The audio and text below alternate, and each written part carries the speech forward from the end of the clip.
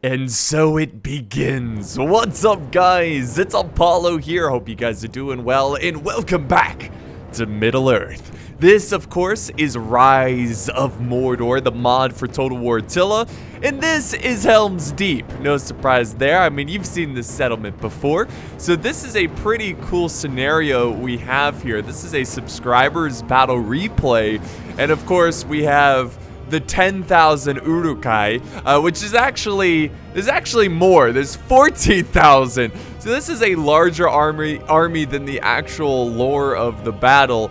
And then we have Gondor representing Rohan. So where was Gondor? They were right here the whole time.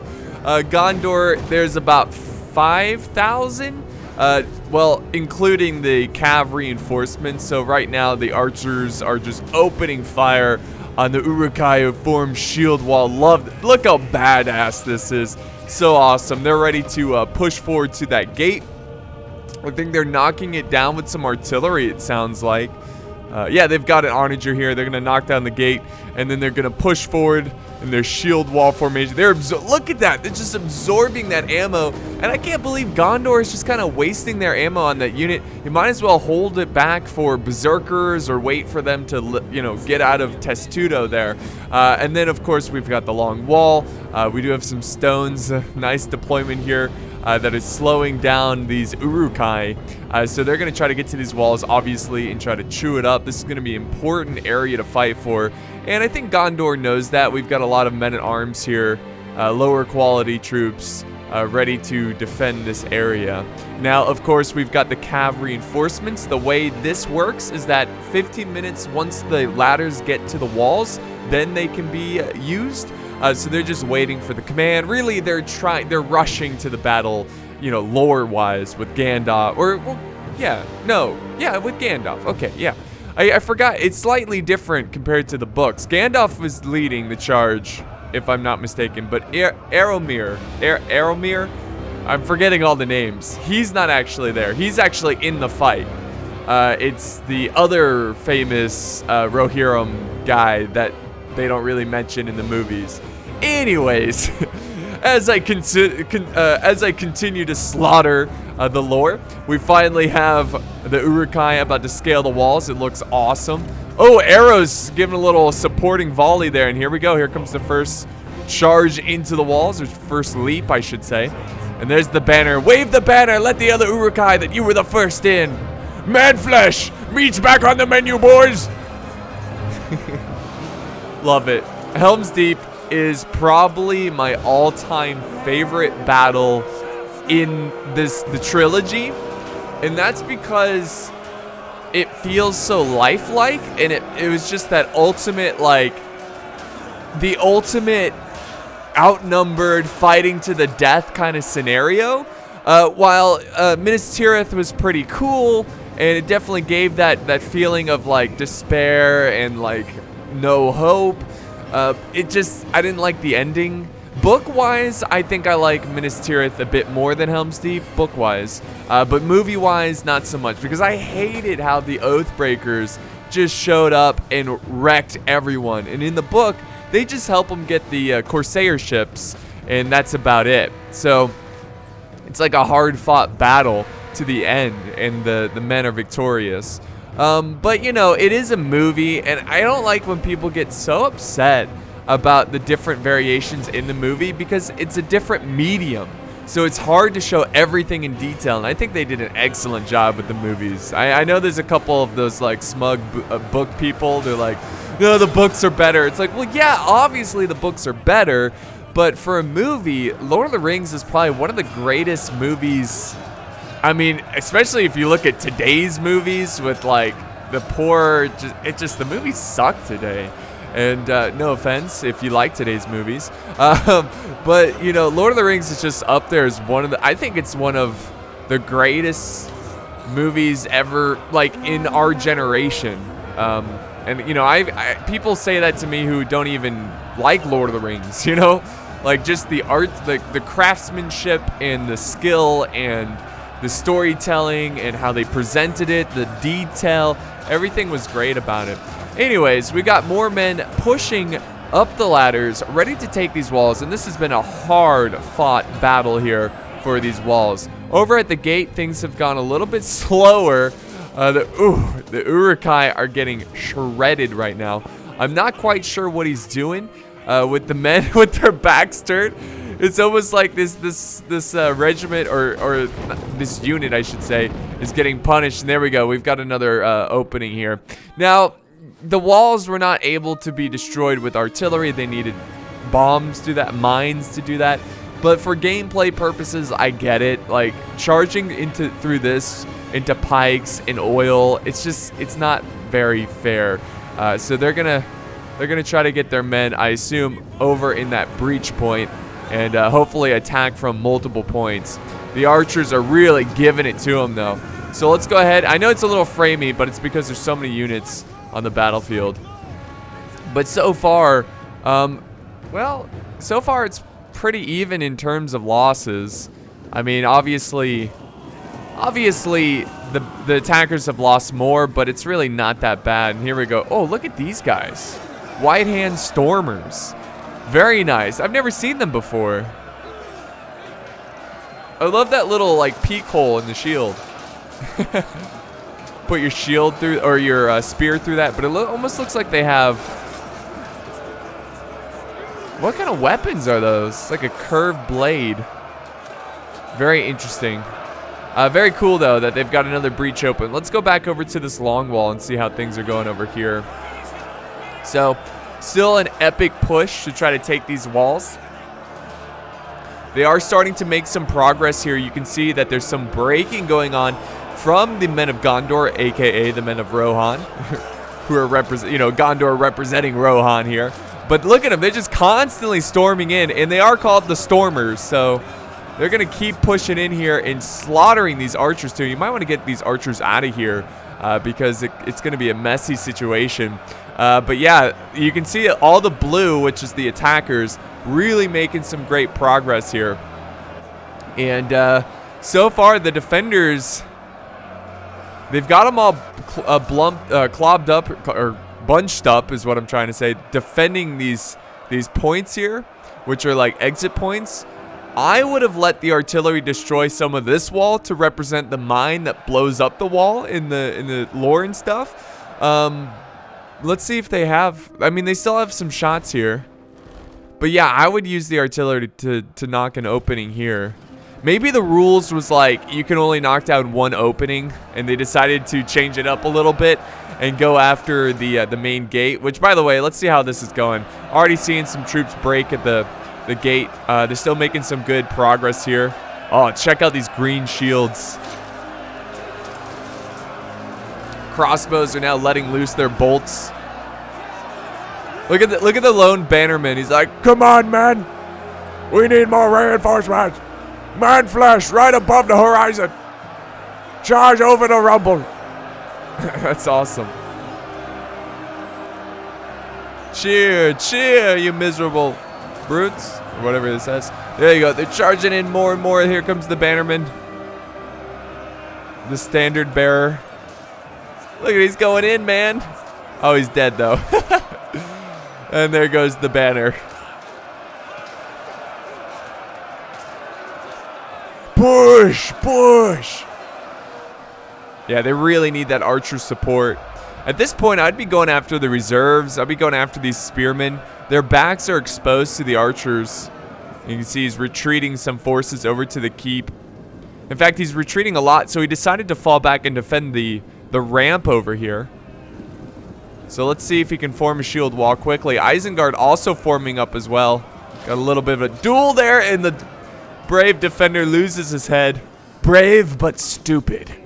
Now he's really stupid because he no longer has a brain. But yeah, they're setting up their troops, and there we go. They're going to charge in once they form a decent line. Here we go. A clash. Okay, not exactly the most impressive clash. Mostly because of the crappy engine they use for Attila. What is it called, like Warscape or something? It's horrible. And now they've got the crossbows up on the walls. And that's a good reason why you need to fight for the walls, which they did. It's just they lost, and now the crossbows are going to have easy access of using the walls against the defenders. And it's only going to be a matter of time. It's going to be a few minutes, I assume, that these guys are going to fall. They're going to crumble. In fact, he's not even fighting. Look, he's just keeping them in place. Look at that. Interesting. Why aren't they charging each other? That's so bizarre. I get it why the attackers are doing it, because they're just letting the crossbows pick them apart. And look at, they're already breaking. But if I was a defender, either one, retreat, get out of there, or two, charge the Uruk-hai and try to get some kills while you're defending this ramp. So more and more, look at this Isengard starting to break the front ranks. And this is the tricky part about Helm's Deep, is that if one part falls, then you need to completely fall back to the keep, right? So if this area fell and this was still holding, they're screwed. Or vice versa. If this fell and these guys were still holding, they're screwed. So it's really important to observe and make sure. And look at this. Look at how they're thinning the herd. Killing the weak. I've been playing too much Far Cry 5. But yeah, they've been killing these guys. I'm getting brainwashed. There we go. Finally, they're charging in. And these guys are going to die so quickly. They're really not that good. They're not that great of a unit. So it's no surprise that they're breaking to the site of Uruk-hai and also flanking fire from the walls over here.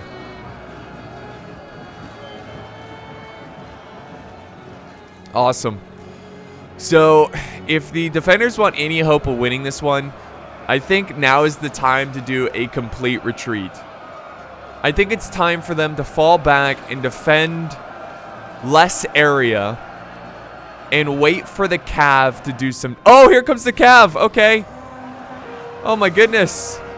The Cav charge. Awesome. Awesome, awesome.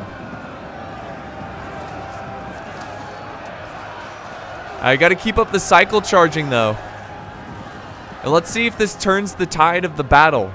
It definitely doesn't give you the, like, oh, there's hope vibe that the movies give you, you know? Like, oh, there's hope at last. Not really. It's more like, oh, a couple more troops showed up. Let's see if it's enough. He is pulling out some of his Knights of the Silver Swan. They're going to try to go for some vulnerable units, I assume. How underwhelming.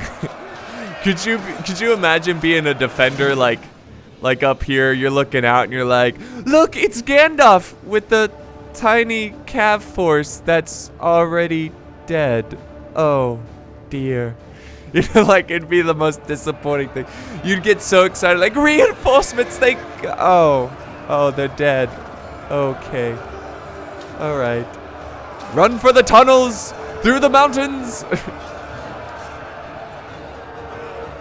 But yeah, that was, I mean, I would have waited, you know, to charge in the Cav. I don't know. It's just Isengard has so many troops. I don't know why they have more forces than the actual movie.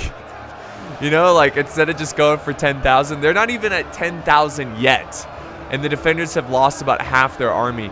I'm not even sure why these guys aren't even engaging. They need to support the men who are defending the gate. But there's still a lot of time left in this replay. We're only about halfway through it. And, you know, there's still a lot to fight through. And there we go. He needs to just get these guys to the keep. Like, oh, he doesn't have any archers either. That's... Okay, so the defenders, I think a big mistake they did here is that they didn't have any reserve archers. It's really important late game to have a lot of archers to, you know, really skirmish down. Because oftentimes people will send in the elite forces late. So if you have archers to take out those elite forces, it can really help out the brave men who are defending the front lines. And there we go, the White Hand Stormers charging in. Right in the backs of these spears. The spears are not even paying attention. I'm not sure what his plan is here. He needs to fall back, these guys. Yeah, just go back right here. Now imagine if you had an archer unit on the top of this hill while these guys are holding, maybe mixed in with a couple other infantry units, he would just destroy people. I mean, he's got an archer unit up here, but they're kind of stuck up here. They're out of ammo. The Cav is still fighting the good fight over here. And the balance of power is not looking good.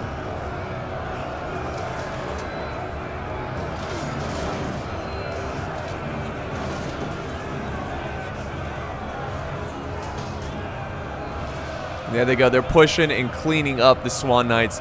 And that's probably going to be the last of the Swan Knights. Not really getting a lot done there. But it's hard. It's really hard to be able to maneuver, especially when the enemy is so close. But look at all the forces here. Just like not even... I mean, it's going to be tough. And there we go. He finally turns his spears around. But I just don't... I mean, they've got some elite units, for sure. They've got some spears over here. I think that's the only area. Yeah, that's the only area they can attack on this map. So, I don't know. Like, it just seems like this is going to be a Hail Mary. If you're rooting for the defenders, this is going to be one long shot if they can pull this off. But I've seen crazier things.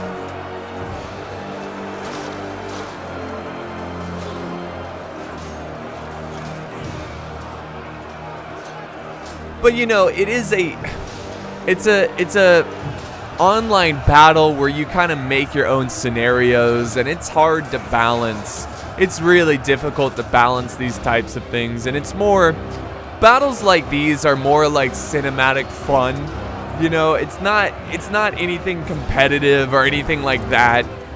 You can try to use some good tactics here and there, but I mean, considering that they were outnumbered by almost, what? It was almost like 10,000 troops. It was crazy. They're putting up a good fight, and they're doing the best they can. But here comes more Urukai. They just storm through. There's only one unit left holding the gate. And you can't even see them. They're pretty, I think they're still in there. 43 of them? How? Oh, I guess they're mostly right here. I was like, how is there 43? All I see is darkness. What can men do against such reckless hate? He needs to fall back. Just fall back. Save as many men as possible. Look at all of this is lost. All of this is over. It is lost. Over. Flee. Flee for your lives.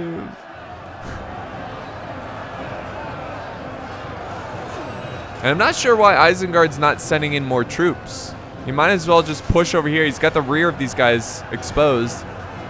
Go in. Maybe penetrate the lines.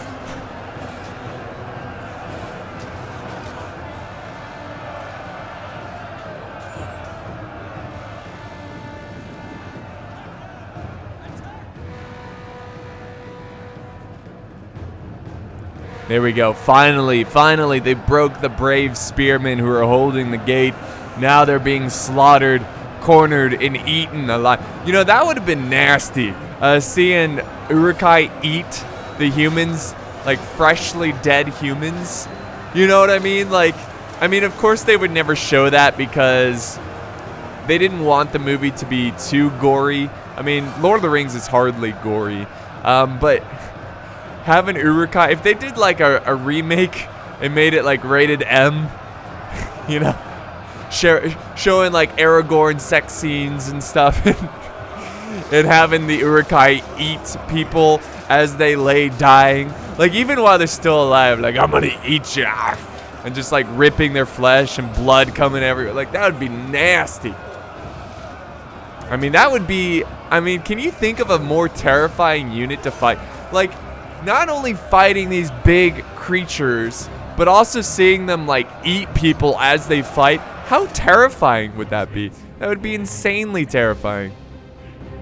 Also, I love the fact that there's like a little exit route over here.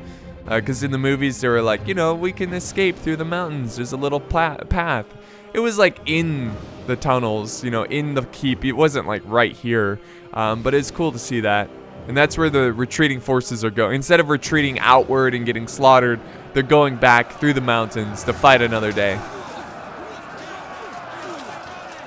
So yeah, we're down to about 12 minutes left in the battle replay. It's quite obvious that the defenders have little to no chance of winning this one. Again, I think Isengard went a little too overboard with the amount of forces. If they went about 4,000 less, also it would run a little bit better. It'd be a little less framey. But it's cool. It's cool to see 14,000 Urukai. And there we go. The spears. These guys are going to be tough to break through. He might want to send up more. I would just retreat, though. Get to just blob up as many troops at the gate as possible. Like, why leave these guys in where they can be outflanked through these gaps? Just get them back. There's no need for them to be out there. And look at the crossbows are moving up. What are they going to do? They're going to sit back and fire. Another reason why you don't want to leave your men out there. Wait, is that artillery? Hold on. Hold on. They're knocking down this wall. They're knocking down this wall. It's at 32, 56% now. Where is that artillery? It's landing like every shot. 72%. Do they have enough? Oh, they've got plenty. They've got a little less than half. Oh, 88%. Oh, this is going to be a huge chunk. Okay, now, okay, yeah, there's no hope now. There is truly no hope now. He's going to have to maneuver his men over there, hold that, protect these guys. So now there's 2 choke points. Another reason why you need to retreat these guys. Just get these guys back in the keep. Retreat to the keep. Can they even come up here? Can they charge up here? It looks a little funky. I don't think they can. Let's see. This is hilarious. Look how the rubble is like sticking out. I don't think they can get up there. Even if they can't, it's still a good spot for archers. Oh my god. This general already taken some heavy casualties. He's down to 69 men, giggity. How could it be down so low? I'm still waiting for them to charge up here. I don't think they can though. Which is good for the defenders. But these pikes are going to be brutal. Again, another reason why you shouldn't leave these Citadel Guard out here. Just fall them back. Because he has the Fountain Guard, which are freaking out a little bit. But he's got the Fountain Guard to kind of counter those pikes. Because of the long range of these pikes, spears are going to have a tough time killing these guys. But yeah, basically this is just an opening now for archers to fire through. Oh boy.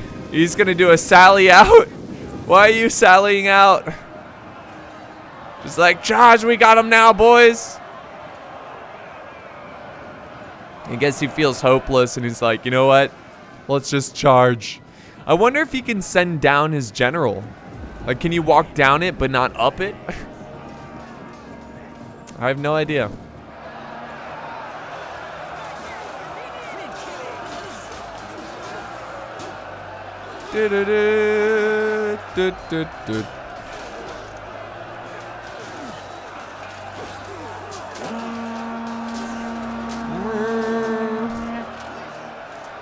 Yeah, so the defenders are tactically spent. There's nothing they can do here to turn this one around. It's going to be pretty rough for them. Going to be pretty challenging. So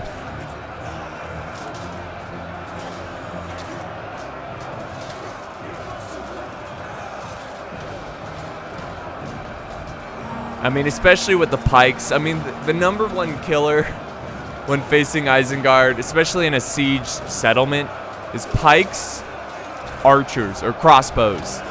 Just so devastating. We're down to the final 7-8 minutes left in the battle replay. I'm seeing some blood over here. The crossbows kind of focusing fire on these pikes. I think the artillery is also firing as well. Going after another set of walls here.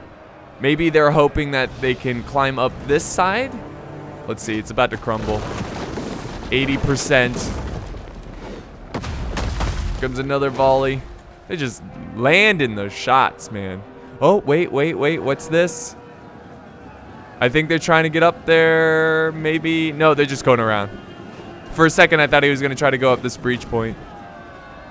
96%. It's about to fall. And like paper mache, it collapses. And I doubt they'll be able to get up here. But it's worth a shot. So wide open. Hold, brave men of Rohan. / Gondor. Mostly Gondor. In fact, it's all Gondor.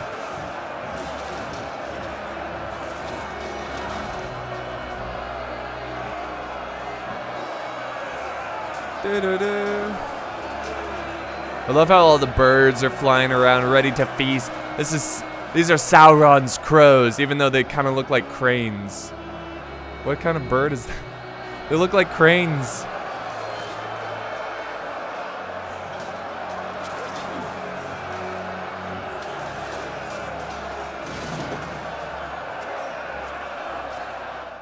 Where's the Ents? Oh, look at this. The trees are moving up. Oh my god, just look at all the reinforcements they have. Like, the defenders did not stand a chance. I think the defenders, not only were they just at the start of a extremely unfair matchup. I mean, it is Helm's Deep, but still. I just felt like they could have used their archers a little bit more effectively. For example, they used their archers on a shield wall unit, or a unit that was in Testudo. They wasted a lot of ammo in that unit. They left a lot of archers on the walls to die. I think if they retreated, also if they had some reserve archers back here, it really would have helped out. For sure.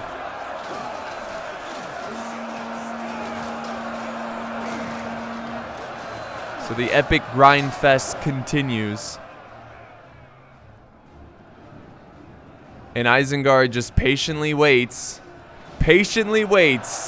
as they continue to slaughter Gondor.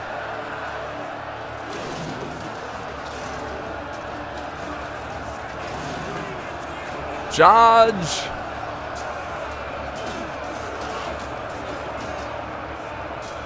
It's a really cool map, though. I'm very excited. I'm hoping, guys, that Thrones of Britannia will have...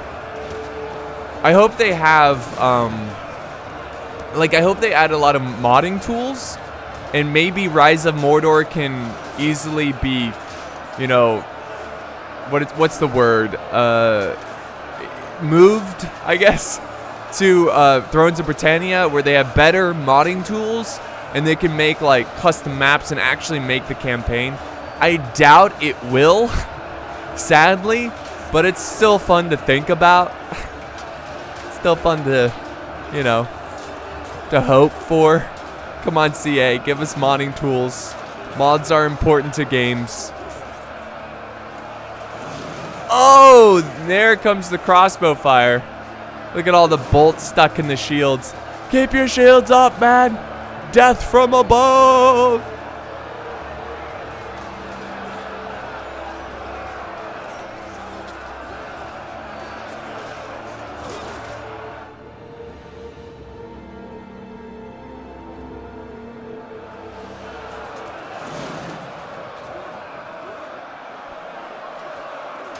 Pikes down.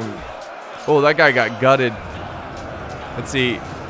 They're still above 10,000. They've killed 3,000 Uruk-hai, and they've lost so much. Wasn't even close, man.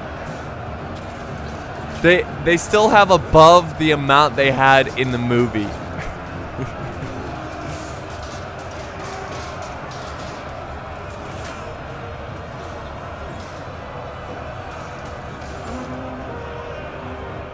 Hold.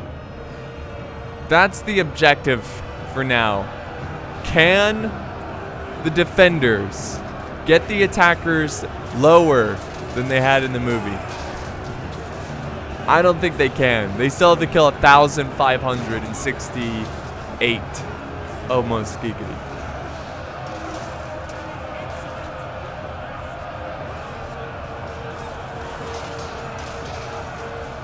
Yeah, but there's only about 2 minutes left in this battle replay. The general is cowering over at the gate. And, it's looking pretty bad. Looking very bad.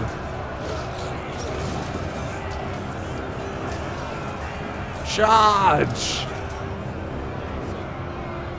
Crossbow's putting down a lot of good supporting fire.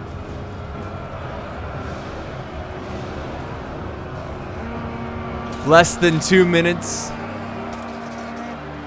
I envision a chain route. Every couple seconds, dozens of Gondor men are dying. Okay, maybe not dozens, but a good amount. It was cool to see some new Isengard units too.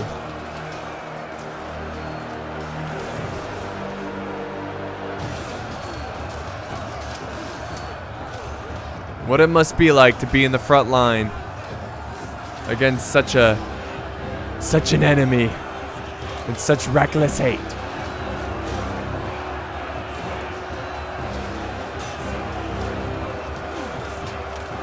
The morale is starting to drop for these brave defenders.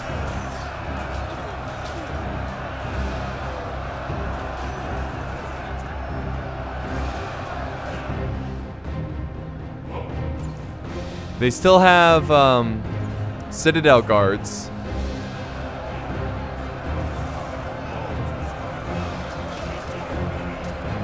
If only they had archers left. Like, this is why you gotta save your archers. Imagine the amount of kills they could get here. I mean, a lot of these units are pikes. They don't have giant shields because they're holding giant pikes. So these archers could wreck them. And you could set them up here and it would be all nice and fancy. But I assume the defenders just admit defeat here, as there's only 10 seconds left in the battle replay. Oof.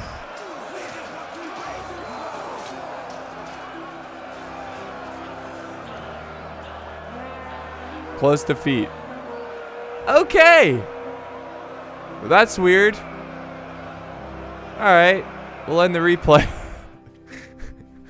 That's a cool picture. Why is it close defeat? Oh, and there's no stats. Okay, that's strange. Makes me wonder if the battle replay desynced there, which is a possibility. But nonetheless, guys, I hope you enjoyed this battle replay. It was a lot of fun, and hope to have more Helm's Deep battles in the future and more Rise of Mordor battles in general. But thank you guys so much for watching. I hope you enjoyed, and I will see you next time on the battlefield.